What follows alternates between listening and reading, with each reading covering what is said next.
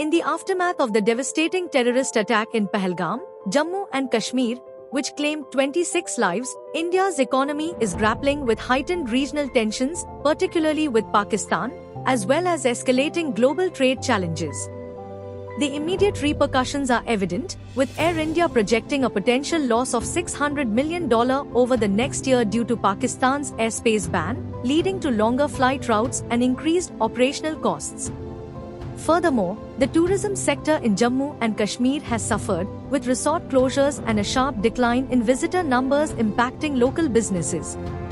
Simultaneously, India is facing a global trade slowdown. The Trump administration's reimposition of a 26% tariff on Indian goods threatens key export sectors such as pharmaceuticals, textiles, and IT services.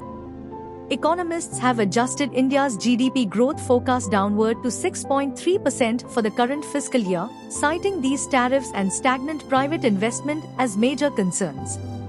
Additionally, India's foreign policy has been tested by rising geopolitical tensions, particularly with the ongoing Israel-Arab conflict and the Houthi attacks on Saudi Arabia and oil tankers, which disrupt global energy markets and affect India's energy security. As an energy importer, India feels the brunt of rising oil prices amid these crises.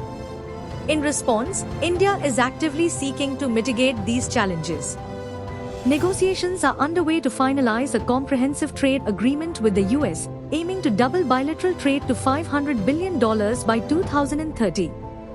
Moreover, India is positioning itself as an alternative manufacturing hub, with companies like Apple planning to shift significant production from China to India by 2026.